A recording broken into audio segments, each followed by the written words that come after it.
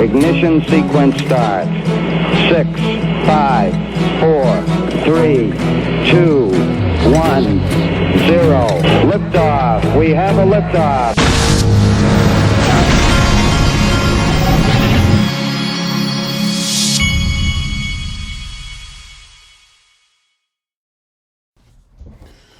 Hey everybody, this is the Digital Asset Investor, and today it's Friday and I'm feeling kind of dangerous. And so what I'm going to do is I'm going to do what you're not allowed to do.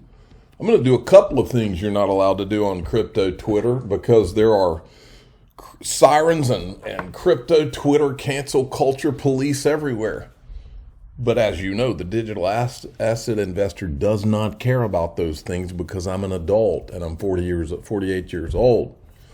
And so the cancel culture stuff doesn't work on me. I don't care. I care about my family. I care about right and wrong. I care about giving you my opinion, because we do have this thing called freedom of speech last time I checked. So I'm going to give you a theory on this Friday. I've even named the theory. I call it the secret emails, the Hinman emails, the secret emails theory. I have heard this in circles before, folks. This theory that this guy's pointing to right here, he goes by Bull XRP. He's replying to David Schwartz. He says, I'll be losing sleep too as well after reading the Hinman emails and realizing Ripple XRP was never to be sued by the SEC, but Ethereum was actually the one who were supposed to be sued. Folks, I've heard this thrown around in different circles, and this is what makes sense. Ethereum was an easy target. With all that we know, the disguised whales, they had an ICO. They disguised the whales. They got up to a microphone. Vitalik Buterin called it a fundraiser multiple times. All of the case was, the easy, simple case was there. If you're the SEC, you'd be looking at that going, well, we got this, we can take these guys out easy. This is no-brainer. But they didn't. So there is this secret emails theory, I'll call it, that in those emails, those Hinman emails they just discovered, is that somewhere in there, the plan was to go after ETH and somebody altered it. That could get interesting, couldn't it? Now, EGRAG Crypto, XRP reset chart. XRP chart looks at a reset phase from a price action point of view. New fib 1.618 started, $27 to make more sense for the naysayers. Buckle up, we are going to the moon.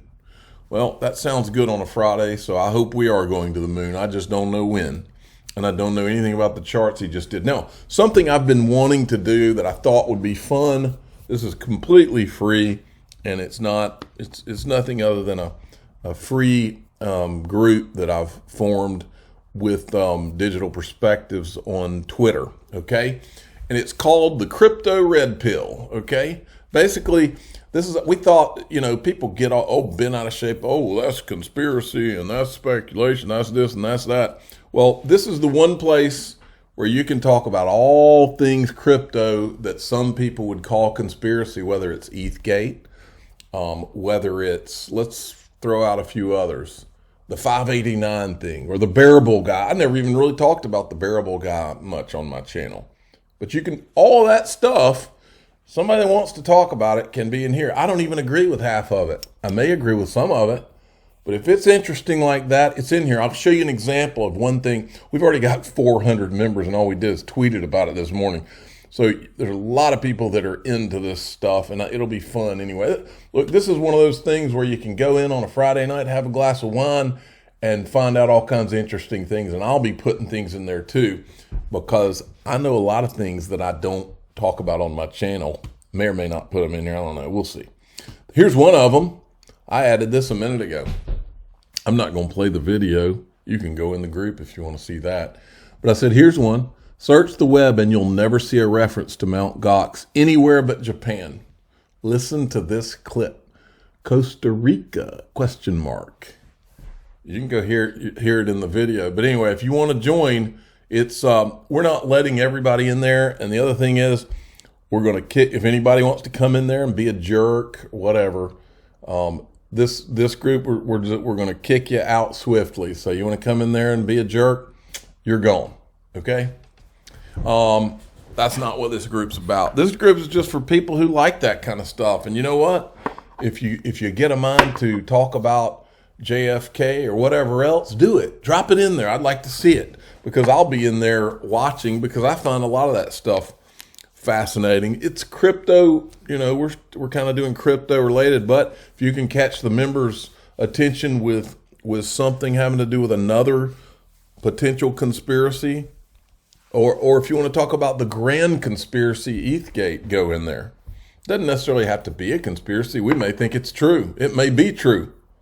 I think ETHgate's true. Anyway, go check it out. It's going to be fun. I thought it'd be a fun thing to do. Nick Burafado from Link2, who is one of my sponsors, put this up. Uphold, which is one of the private equities on the Link2 platform that you can buy, and also the Uphold wallet. If you have an Uphold wallet where you can go and buy XRP, you can also link your wallet to Link2, and you can buy private equity with digital assets in your wallet. Uphold's also a sponsor. Both these links will be in the top of the description. You can tell them DAI sent you on both of them. Well, turns out San Francisco Business Times has ranked Uphold as the #1 fastest growing private company. Still in. Let's see how they did it. I just totally messed that up. Let's see. What do they rank them? 100 fastest growing private companies in the Bay Area. Right there, Uphold, boom. Cool. Now this tweet caught my attention too today.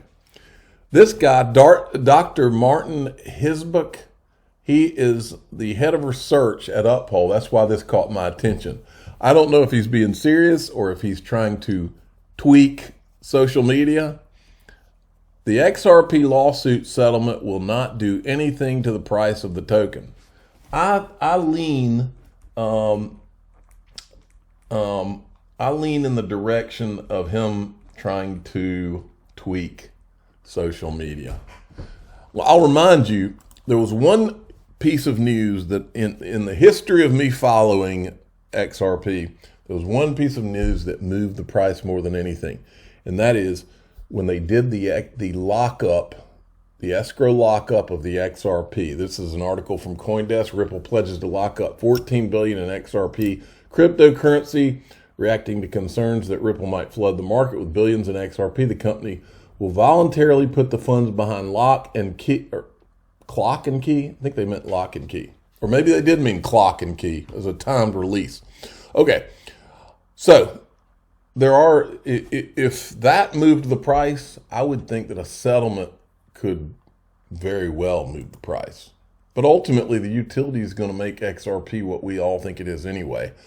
So short term, though, I do think it will move the price. Now, the official Cool Guy, the Digital Asset Investor channel, has weighed in this morning. He's got a surprise in store for you. Are you a low risk kind of... Here we go. Gary, are you there?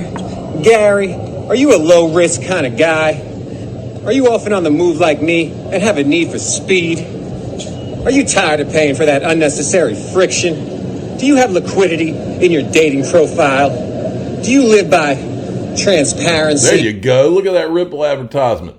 Do you prefer finality so you can sleep well at night? If you've answered yes like you often do, choose Ripple. Choose common sense. The choice is yours. There you go. We need a cool guy every Friday. A lot of times I ride the official Cool Guy if he doesn't put out a video on a Friday, because Friday nights and Friday afternoons are for cool guys. And he is definitely, for those of you that don't know, the official Cool Guy, I was literally watching, he put a video up one time and I was watching and I was like, man, that guy seems pretty smooth, seems cool. And that is how, and then I think he did it one or two more times and I finally said, well, this is the official Cool Guy of my channel because I don't have one yet. Okay, Kristen Smith is tweeting out. She's the Blockchain Association, and against the backdrop of Brad Garlinghouse and Stuart Alderoty's news about the Hinman emails last night, I said, reminder, Kristen Smith, Blockchain Association, did zero to help Ripple versus the SEC. When the world is shocked by the SEC revelations, don't forget. We won't forget. The other thing I thought was very interesting, folks, is that Ripple, the same night that Brad Garlinghouse and Stuart Alderoty tweeted about their news about having the Hinman emails and documents, same night was the night of the 10th anniversary of Ripple, and they were partying. Here's Brad Garlinghouse. Uh-oh, computer, don't slow down on me now. All right, here's Brad Garlinghouse. I don't know where they are. Somebody out there probably knows where that is. They may be in San Francisco. I'm thinking I would bet dimes to donuts that Brad Garlinghouse is going to move to Miami, because they're opening a Miami office. I don't know if they've opened it yet. And I know that his friend, seems like Michael Arrington said he moved to Miami to get away from the taxes in California or something. And so I would bet, plus Brad Garlinghouse has some wherewithal. It'd be nice having a yacht down that way, I would imagine. David Schwartz was there. Look who I found. This is from Craig. It's Craig DeWitt. Craig DeWitt says, hint, hint. We don't know what that means. Then David Schwartz says, maybe this is the exhaustion talking after a week of going to bed at 1 a.m. and getting up at 7, but I feel more positive about Ripple's prospects and those for the entire crypto space now than I have in the last 6 years, actually more like 3 a.m.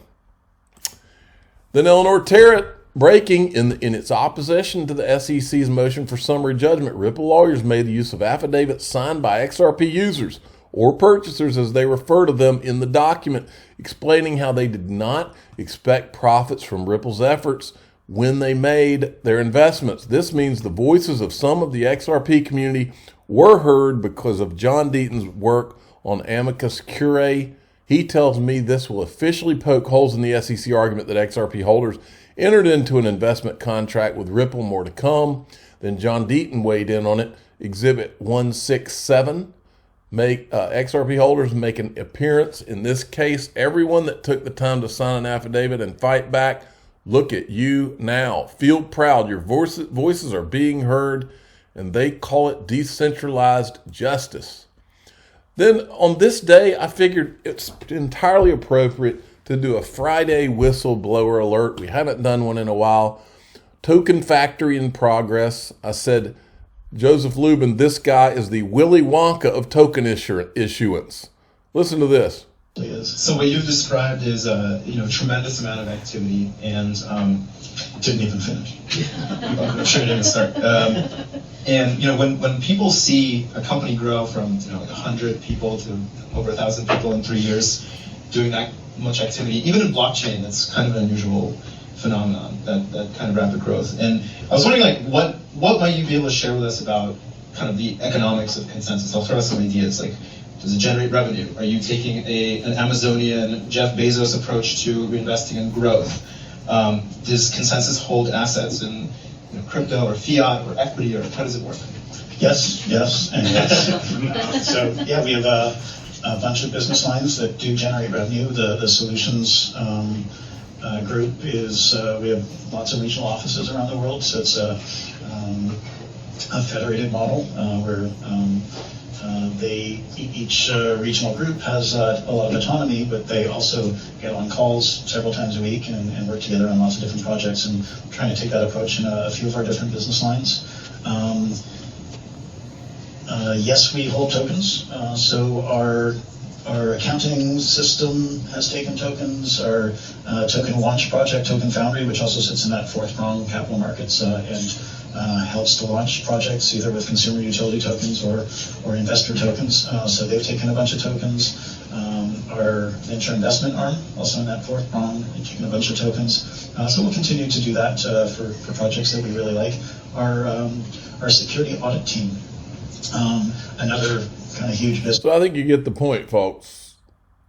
Gary Gensler's doing nothing to this guy.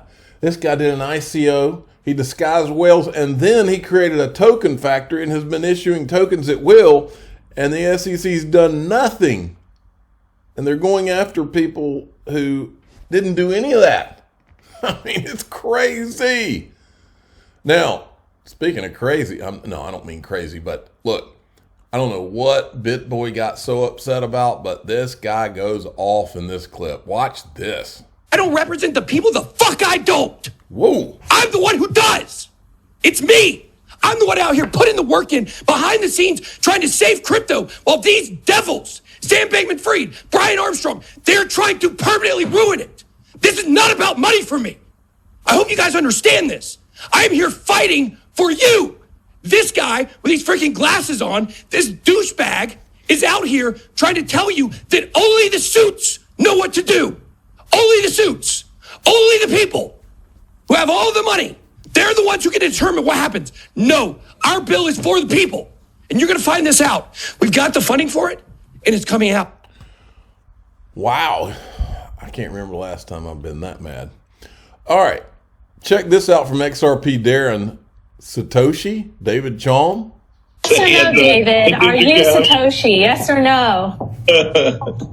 Well, I'll leave that to you. But I had an awful lot to do with this, and a lot of people think that Won't even answer the question. That's 2 coins my way. Prove it. He would not answer it. What?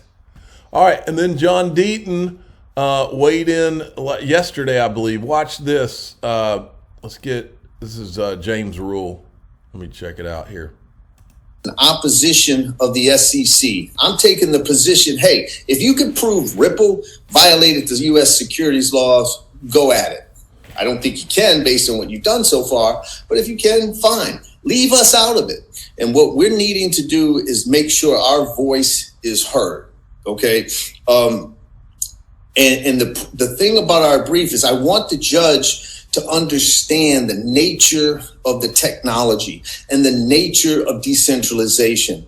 If you look at the SEC brief, two times they bring up the coffee comment, right? Brad Garlinghouse said that XRP is not currency and that he doesn't use XRP to buy coffee at Starbucks. They brought it up twice in the same brief.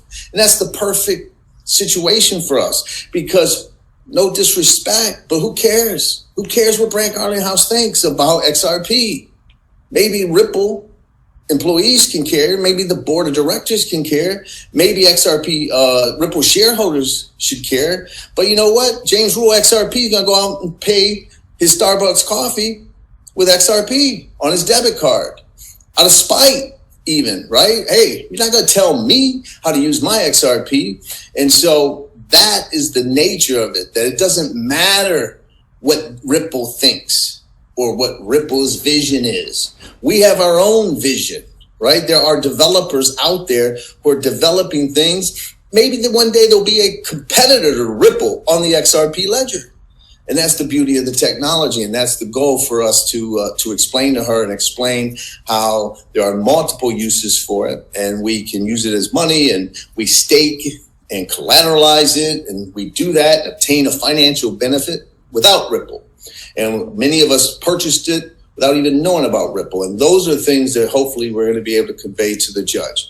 I know I put a lot up in 15, 20 minutes, but I'll talk to you soon. Awesome. I'm the digital asset investor. I'm not an investment advisor. This is for entertainment purposes only. Please subscribe, hit the like button, tell your friends and family. Go check out Crypto Red Pill. Things are heating up in there. There's a lot of people posting some interesting things in there. I'm about to go in there and read it myself.